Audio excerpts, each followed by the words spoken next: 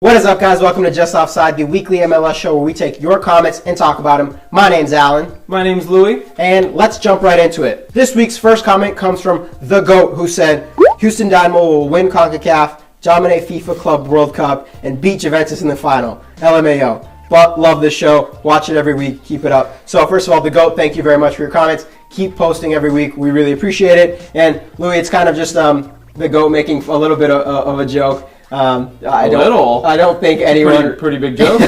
I don't really think anyone thinks that Houston Dynamo is going to do that. If they did, I would hope that I would put money on at least a portion of that and potentially win some big bucks. Imagine putting $1 on that right now as a joke bet, and then if it ever happens, you'd win like so much money. The GOAT, I'd give you a little bit of that money, just because I think you would deserve it for the idea. For sure. So maybe we'll go make a bet tonight and we'll figure it out. For sure. Next comment comes from Brad Jr. 10. He says, the Shield is getting tighter and tighter, going to be interesting end to the year. For sure. I mean, we've been seeing that neither New York Red Bull or Atlanta really want to just kind of give up on the Supporter Shield, and they both want it. They're going out there. They want to get that Supporter Shield. They want it really badly, actually. So it's good to see, because a lot of times what happens in a lot of other American sports is towards the end of the season, teams will start resting their players. Teams will start kind of like taking the foot off the pedal to try and like get ready for playoffs. And it seems like neither of these teams are really slacking off. So yeah, it is getting tighter. Next comment comes from DCU TV. He says, if DC United makes the playoffs, could Lucho Acosta be contender for MVP, league leader in assists? He and Rooney just might lead this team to make a good playoff run. For sure. Acosta and Rooney, that connection is something that we've touched upon so many times on this show. Playing phenomenally this weekend, played phenomenally. If they do make the playoffs, again, I think that they are going to be a real threat. Yeah, I mean, the two of those guys right there, plus Paul Arriola and Yamil Asad, they've been on fire the past few weeks. And we even asked last week if they were top 5 offenses in all of the MLS. Now, for him to win MVP, I think he has a good shout at it, but at the same time, you can't discount what other guys in the MLS are doing. And I'm not trying to say that Lucho Acosta hasn't been amazing, and he has. And maybe if Wayne had come in at the beginning of the season, potentially it would have, I don't know, maybe they could have continued this run a little bit longer. But Joseph Martinez has been playing amazing from day one. Yeah. Zlatan has been doing amazing from day one. Yeah. Bradley Wright-Phillips has been amazing since day one. So there's a lot of other contenders for MVP that, in my opinion, I think it'll be hard for Lucho Acosta to win it, but I could see him doing it, I guess, if he has an amazing run in the playoffs, but I think MVP might be too much for him this year. Yeah, for sure. Next comment comes from Liam Fishman. He says, hi, can you please reply? I'm a big Quakes fan, but they don't get many media attention. I've been wondering if Wando's retiring after the season, and I've researched it everywhere, but I can't find. Do you know if he's retiring this season or not? So, as much as we'd love to have access to the MLS and having press passes, we actually have no idea what's going on. I could guess for it. I will say I would hope that he wouldn't. At least, basically, I would want Wando to stay until he can break Landon Donovan's record. At this point, he only needs 1 more goal to tie him and 2 goals to pass him. So if he can get it done in the next 2 games, great, retire. If not, come back for 1 more season. Yeah. Liam, that is my opinion. I don't know. Yeah, no sources behind that. But guys, make sure you hit that subscribe button, because if we get enough subscribers, there's a chance that we could actually become MLS insiders. So for sure, hit that subscribe button, hit the like button. It'll help us out, and maybe we can give you the inside scoop on your favorite team. MLS people, if you ever watch this video, send some press passes our way. We'd love to cover you guys more in depth than we do here. And the final comment comes from Sebastian Gomez, who says 3 things. 1, love the stuff. Happy I saw you guys on Reddit. 2, I love the ATL, but if they don't have focus, I can see them losing the Shield. And 3, who do you think has made a bigger impact on the team, Wayne or Zlatan? So 1, thank you very much. 2, yeah, I mean, it's one of those things that you have to be focused towards the end of the season. It's nice to see that both the top teams in the MLS are still fighting for the Supporter Shield, and it's something that I think that they really are striving to win. And 3, I think, in my opinion, Wayne, just because of DC United before. If you look at where they were before and now where they are with him, they're a completely different team. Zlatan, we kind of knew what we were going to get, and we've seen they've been rather consistent throughout the entire season. But I think Wayne was a big catalyst for how DC United is doing now towards the end of the season. And I think that you make a good point there, because Wayne Rooney coming into the team, he made everybody better. Everybody around him really stepped their game up. Clearly, we just talked about Lucho Acosta for quite a little bit. Emil Assad, Paulo Ariel, all these guys really brought their game up to another level with Wayne there. Whereas with Zlatan, yes, he's scoring a bajillion goals, but it feels like the people around him aren't contributing as much. If everybody around him had been uplifted the same way that DC United has been uplifted with Wayne Rooney coming in, I'd actually rather give it to Zlatan because of the amount of goals he scored. Yeah. But Wayne Rooney, as we've seen, his assist numbers are amazing this year, which, he was always a pretty good assister, but at the same time, like this year, it's been a little bit extra. It's like he's making these amazing passes and he's getting everybody involved. Right. So I do think that Wayne Rooney would have to be more impactful, in my opinion, between the two as well. But there you have it, guys. Those are the comments from this week. Make sure you're leaving comments on this video for next week's episode about what we're talking about anything that you see, even predictions. If you guys make some predictions before the next video comes out and we post it, we'll give you a special shout out. You know what I mean? Maybe you can guess the right scoreline.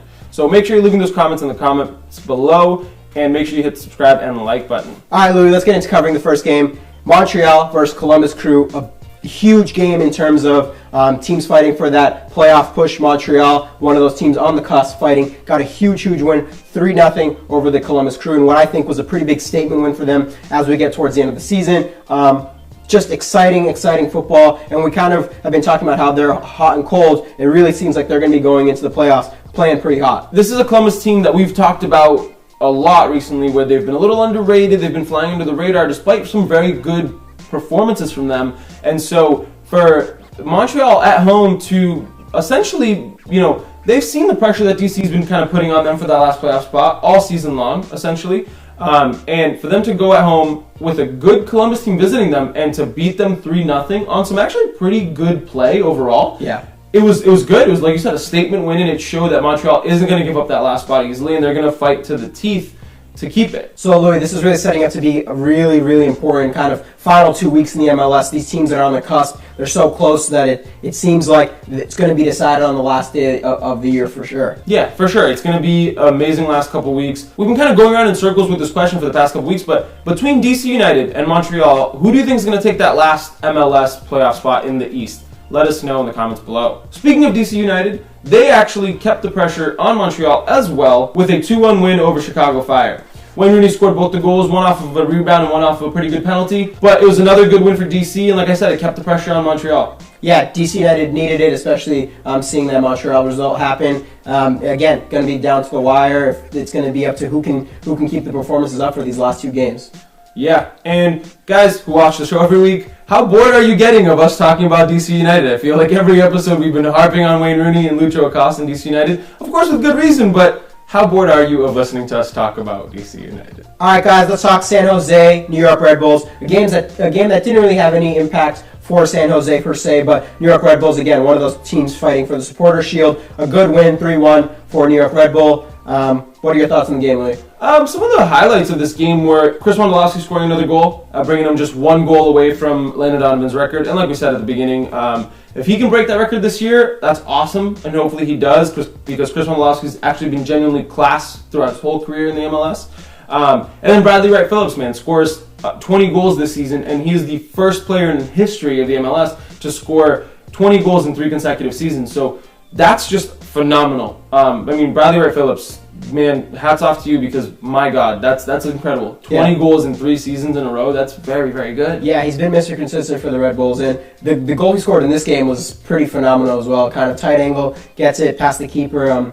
He's one of those guys that he's a typical striker, right? He doesn't really need that crazy of an opportunity, but when he's getting in front of the net, you kind of can expect him to put a goal away. And with that amazing goal, it kind of brings the question to my mind of where does Bradley Wright-Phillips rank in all-time MLS forwards? Even in more recent history, where would you rank him in the top 5, top 10, even maybe top 3? Guys, let us know in the comments below. Another interesting thing that happened shortly thereafter this game, and actually the news even kind of broke this morning, is that San Jose is about to unveil Matias Almeida as the spanking brand new head coach of the San Jose Earthquakes.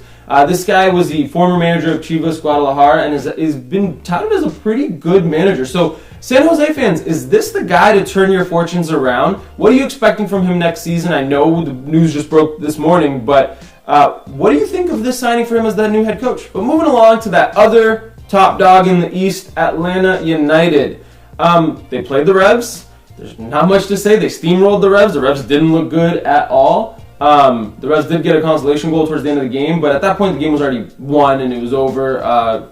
Just happened that Juan Agudelo scored a decent goal, I guess. But either way, the one really cool thing that happened during this game was George Bello, 16-year-old left back for Atlanta United. This is his third game for them, and he just scored his first goal from left back at 16 years old. That's astounding, man. This is one of the homegrown players for Atlanta, and what I love so much about it is that on a team that has so much talent at every position, Atlanta still makes the concerted effort to bring up a 16-year-old to embed him into this team, and that just shows why they are so different than everybody else. Yeah, and it's cool because a lot of times we'll see coaches put in a bunch of young guys towards the end of the season just to give them minutes, but it seems like there's a concerted effort to fit these guys in positions where they can still succeed and still get crucial playing time to develop as their careers go on. So it's really cool to see Atlanta United doing that, and also to see kind of academy products working their ways up and actually getting minutes at such a young age in the MLS. Yeah, and it's really great to see, man. I mean, they are the future, and you can't just solely rely on buying players year in and year out. So Atlanta seems like they have the right blend. But Atlanta United fans, what are you expecting for the future from these young guys? Andrew Carlton, George Bello. Are you excited about the future of Atlanta United soccer based on these guys? How happy are you with your academy system despite how young it is? Revs fans, I got no questions for you. I'm done. I'm part of this group. We're good. We're just going to move along. Next season, we'll do something different, and we'll talk about you then. All right, let's talk a big game that happened over the weekend as well. Real Salt Lake 1, Portland Timbers 4. A game that looked pretty balanced overall until Portland Timbers in the 70th minute kind of exploded and opened up a can of whoop-ass on Real Salt Lake. Yeah, I mean, like you said, majority of the game was 1-1. It was a very tight game.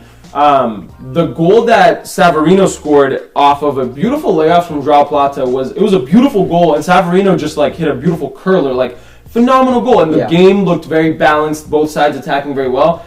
And then it seems like the wheels just fell off of it for RSL, and Portland just pounced, man. It seemed just like Portland were taking opportunities and just punishing RSL very heavily. So after winning in a pretty beautiful fashion 6-2 against LA Galaxy, Real Salt Lake has now not won a game in 4, so it's not looking really great coming into the playoffs. They're 1 point ahead of LA Galaxy. Real Salt Lake fans, how do you feel now towards this end of the season? 2 games left. LA Galaxy is knocking on the door. Do you guys think that you still have that playoff spot secured, or are you feeling a bit nervous going into the final 2 games of the season? Let us know in the comment section below. And if they do make the playoffs, between these 2 teams, Portland Timbers and RSL, which of them look like they're going to advance the furthest? We do know that when RSL get hot, they can score plenty of goals, but the Portland Timbers have been proving over the last few weeks that they are a very good side as well. So between these 2 sides, which side will go further if they both make the playoffs? Speaking of the LA Galaxy, they tied the Sporting Kansas City's 1-1. Zlatan with a deep penalty to bring him to 21 goals on the season out of 22 starts. So that's pretty amazing. They split the points there. Don't really got much else on them, so unless you do, we can move on. All right. Okay, so let's talk about the other team sitting in LA. LAFC get a convincing win 3-0 over Colorado, a win that actually clinches them a playoff berth, what a lot of people will consider a super successful season for them, because let's not forget, it is their first season in the MLS. So for a team that's just coming in to clinch a playoff spot, it's pretty impressive. Round of applause. Come on, let's give them a little clap here. LAFC, congratulations. First year in the MLS, looking pretty good. Bob Bradley's got you guys playing pretty well. But that being said, on this game, Diego Rossi looked...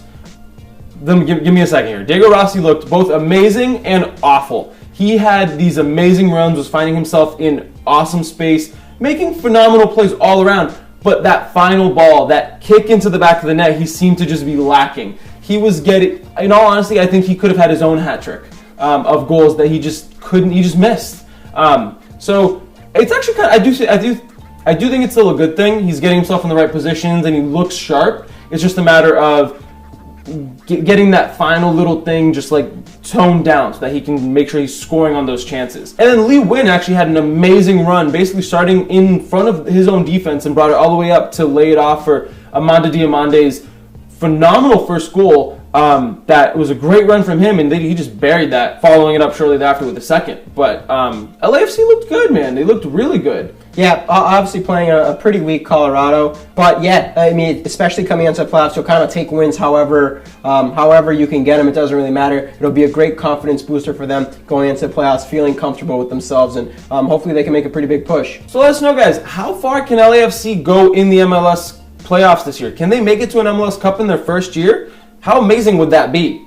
And LAFC fans, let us know, has this year already been a success, whether you guys win anything or not? Will you guys be happy with what you see now? And what do you guys expect for next season? Going a little north of the border for this next one, Toronto FC playing a must-win game at home against the Vancouver Whitecaps.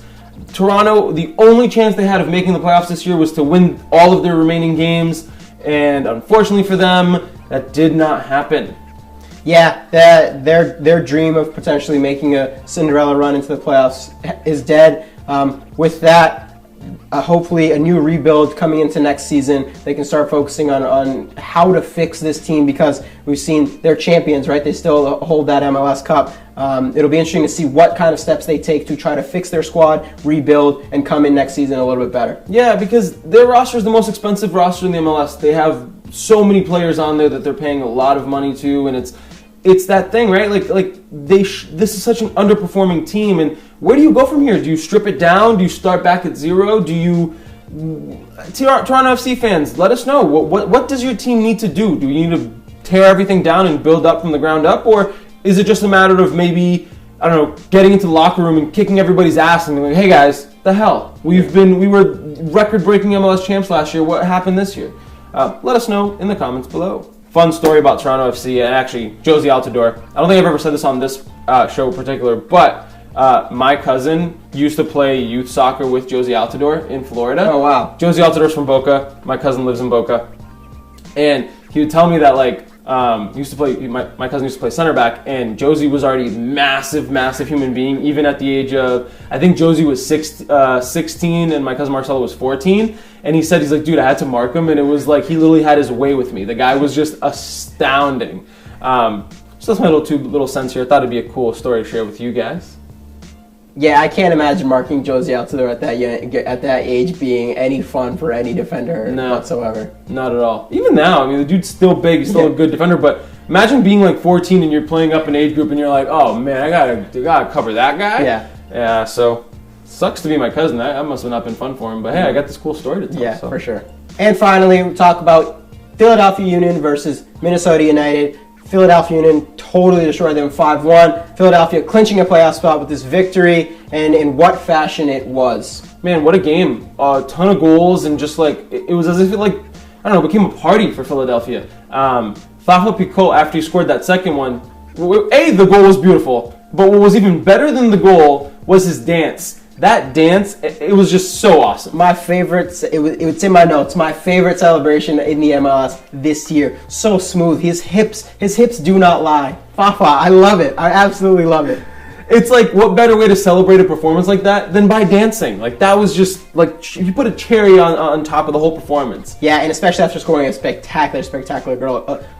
A curler, left side, keeper had no chance, and just a great performance from him all around. Yeah, I mean, Philadelphia, you guys look really, really good on that field. And especially for a team that, like Philadelphia, is another one of those teams that have been hot and cold. They'll have a really good performance one week and then a rather crappy performance the next week. And so it's been really awesome to see them turn it on when it matters, right? Clinching the playoffs with this win and just in front of pretty sold-out stands, you know what I mean? It looked good from everything all around. It looked really good for Philadelphia. And then lastly, that Ilsinho goal. My God, you already thought at 4-1 that you had seen the whole party, and this dude comes out and just hits another banger because this game apparently lacked more. You know what I mean? And so kudos to all of them, dude. That was just a really good performance. Yeah, I mean, a screecher of a shot that bounced right in front of the keeper, a killer shot, just to cap off an amazing game. Ilsinho, hats off to you. I think probably one of the goals of the week for sure, contender. Just an amazing overall goal. Yeah, and with that win and just the way it happened, is Philadelphia getting hot at the right time? Is it a matter of they're like, you know what, guys, we're going to playoffs, let's turn it up to 11, see what we can do? Because in my opinion, it looks like they are getting hot at the right time, but can they kind of keep it going into the playoffs? guys, let us know in the comments below. So guys, that about wraps it up for us in this episode. As always, be sure to leave your comments to our various questions. And for anything else that you may have on your mind, we will make sure to feature you guys in our next episode. Be sure to hit that like, subscribe. It really lets us know that you enjoy the content, and it'll help us keep producing better and better content every week. And if you guys have any suggestions about how we can make this show better, leave those in the comments as well, or even send us a message on our Instagrams, Twitter, Facebook, anything like that. Send us a message, let us know how we can get it better, and we are always listening, always trying to better this show for you guys. And we hope you enjoyed this episode, and we'll catch you next episode. Peace.